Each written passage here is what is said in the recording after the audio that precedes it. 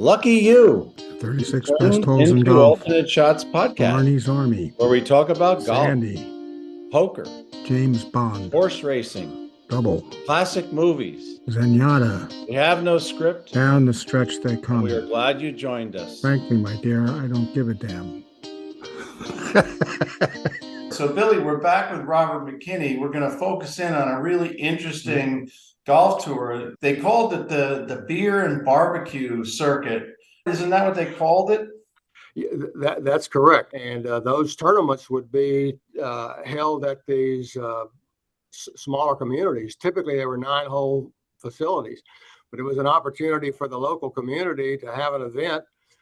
It would be a chance for the people that played golf in the community and the gamblers, the guys that like to have a little action, to have some action around a golf tournament. But was it the communities that were supporting the oil refinery business? Yeah, there was a lot of oil and gas activity going on all over the state. This was in the 50s and 60s when this started really taking place.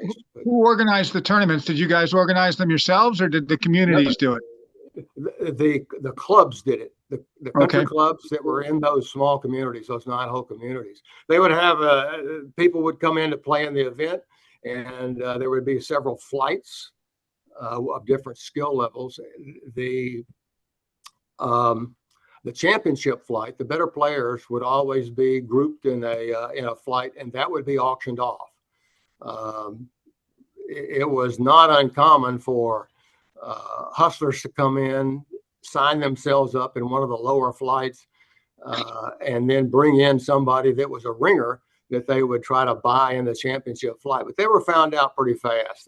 That didn't go on for very long. It was if you got caught doing that, it was pretty serious in those small communities. Did they have a hanging tree in the area? No, but there was a little story that went on with, whenever I started playing in these things over in the Panhandle area, there was a man that was kind of took me under his wing and showed me the ropes. I asked him, I said, how come there's not a lot of cheating going on in this? Because you're getting the money up to where somebody's going to come in here and cheat. He said, you don't have to worry about that. He said, we know who's cheating and who's not. And if we catch somebody cheating, they will not be leaving town with the money, and they might not be leaving town with one of their thumbs. So it was pretty serious back then. But you had a number of people that played in different parts of the state that really were known quantities. When they would come into town, people would know that there would be something up. It'd be a lot of fun. So the way you knew about that wasn't by a text or a cell phone call. It was by the old-fashioned word of mouth, right? Or maybe somebody got teletyped it in, right? The old absolutely Western Union. So that's similar to kind of the other industry that was around gambling in Texas, the poker community, and turned into No Limit Poker, and those guys had it rough because they were cheated, they were held up, they were tied up, even if they had strict games. Doyle Brunson told many stories about what happened to them, and that's what ended up him leaving and going to Vegas, where it was more legit, and he didn't always have to have his gun on him. No, that's right. Well, down here in Texas, it was the same group. A lot of the card players would be involved in some of these events that would take place in these smaller communities. But there was the Panhandle area, there was an area over in East Texas, and then there was an area that was sort of around Austin that went all the way into South Texas. But just because of the size of the state, people that played consistently over in the Panhandle area really weren't able to get over to the East Texas area very much. Most of the stories that are about the Beer and BBQ area, that as it's written, took place over in East Texas. Do you guys go down the fairway with a holster on their side while they're taking their 7-iron out?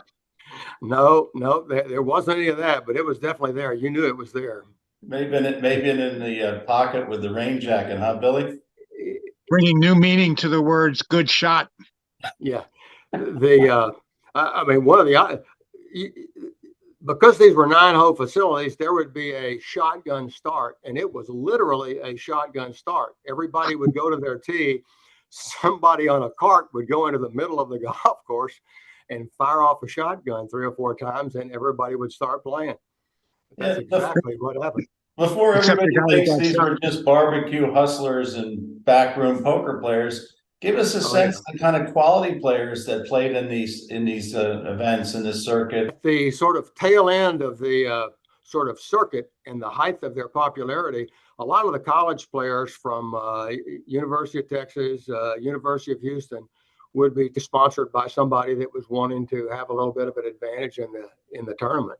You know, Crenshaw, Kite, all of those guys played in those things over in East Texas. What kind of money are we talking about at stake here? Probably in the neighborhood of $15,000 to $20,000 for the total prize money. Now, how that would be split up varied from tournament to tournament, but that was pretty serious money back in the 50s and 60s. And that was what you saw on the Calcutta board. And there was all kinds of side bets that you could not have counted up fast enough. That is correct. If one of the known players was involved in the tournament, the money in the Calcutta was almost insignificant to him and his handlers, we'll call them, as the side bets. I mean, he might be pitted against 2 or 3 players in the tournament, for example. I mean, in my area, Roland Adams was really a known commodity, and if he was involved in a tournament, he would have to take a lot of side bets, or the people that were handling him would have to take a lot of side bets in order to offset the fact that he would be bid so high in the Calcutta that if he won, it might not be worth his time. Well, he wasn't a professional golfer. Tell us what his profession was, Robert. Roland Adams was a tradesman. He was a plumber. And there are a lot of stories where there would be a game take place, or a game would be organized at one of the local municipal golf courses. They would go get Roland while he was working as a plumber. He would come to the golf course, and depending on who he was playing, in his work clothes, his work boots, his overalls, and so forth, and he would play. He just would never lose. He was a pretty incredible player. He was, as you might imagine, he was a self-taught player. He was about you remember Carlos Franco that played the tour for a while? Yes. He's almost a dead ringer for Roland. They were about the same size, had the same kind of swing. Roland had a good swing, but his real tour de force was his imagination and his short game. He was a fantastic wedge player, chipper, putter. He putted with an old square-toed bullseye putter, and he would putt you if you would take the bet. He would turn his putter on in so that the tip of the putter was the only thing that touched the ball.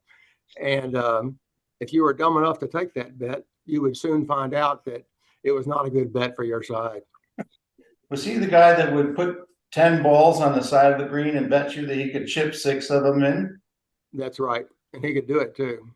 He chipped for the He knew he could do 8, right? He said he knew he could do 8, and people were intrigued by 6. So I always got hooked on that bet.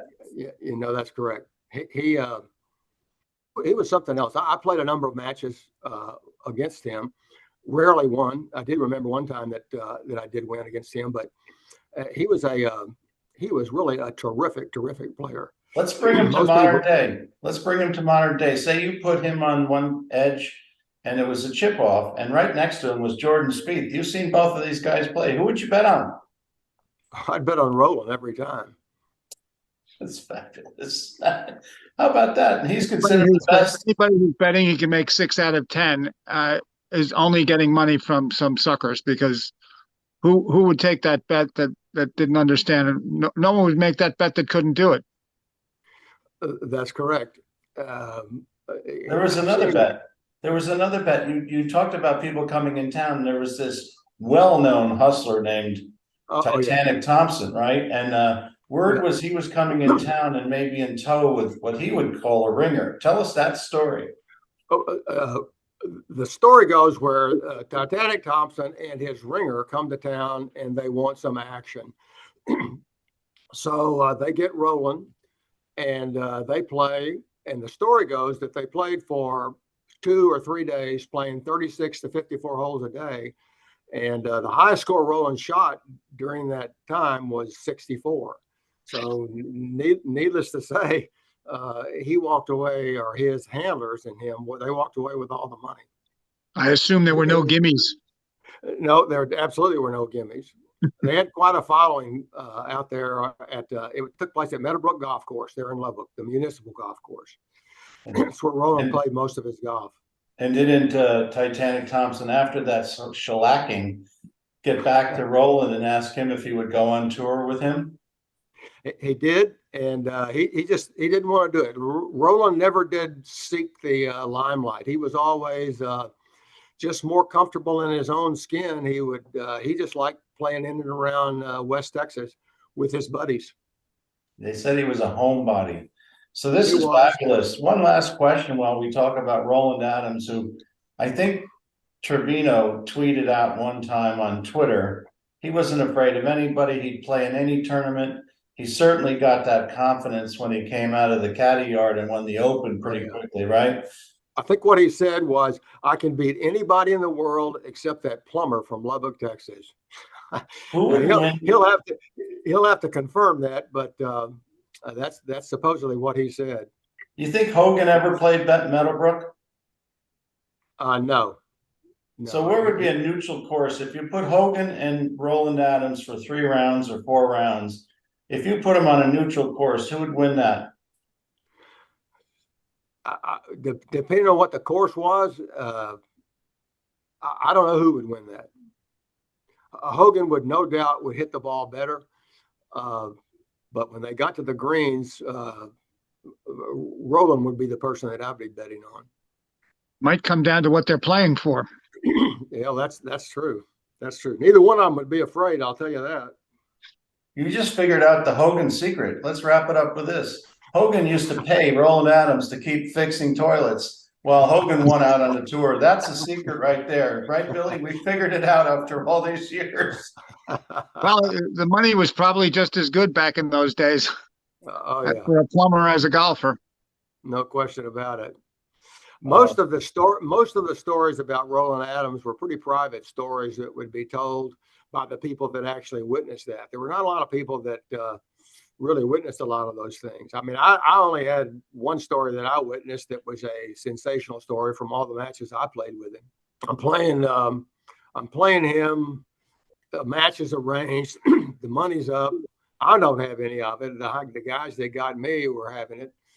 We get on the 11th hole at Hillcrest Country Club, which is a par 5. Me and my partner are down the fairway. Roland is down there as well. My partner hits a shot up onto the green, goes in the hole for a double eagle.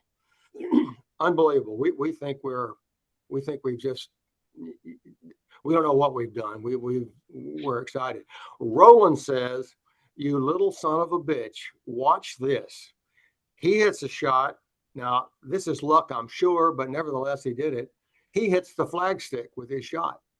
Now, we win the hole, but the fact that he hit the flagstick was incredible. I never believed it. Now, that was luck, no question about it, but the fact that he could do that was unbelievable. I remember that in the match, we won the match. I won $60. I thought I'd never have to work again. Was it Gigi Rodriguez said, the more I practice, the luckier I get? Yeah, well, that's right. Well, I don't think Roland was that lucky, but he was on that shot. I'm just glad it didn't go in. Well, as we're learning about Hogan, and learn a lot more from Jody Vasquez in an upcoming episode, who shagged for Hogan for many years. And one of the things I read is that Hogan, when he practiced, wouldn't go to the next club. He was hitting the sand wedge. He wouldn't go to the next club until he hit it the way he wanted to. I don't know. Did you ever see Hogan hit a shot? Ever see him play? I did. My dad would take me to the Colonial every year whenever I was growing up, and I would watch Ben Hogan. Unfortunately, that was in the 60s when Arnold Palmer was in his heyday and was the popular guy. So I would watch him more, but I did watch Hogan quite a bit. I wish I would have watched him more. I would have learned a lot more. But he was something else. I mean, that's the sound that his shots made, the trajectory that they've made. I never saw anybody else do that. The closest I saw to the sound and the way the shots looked was with Trevino. Hal Sutton, I guess Jody Vasquez was on a driving range at the Colonial, and Hal Sutton was hitting balls. Unbeknownst to him, he was behind him. And he listened to the sound. He said, that sounds a lot like Hogan, because he knew Hogan's sound.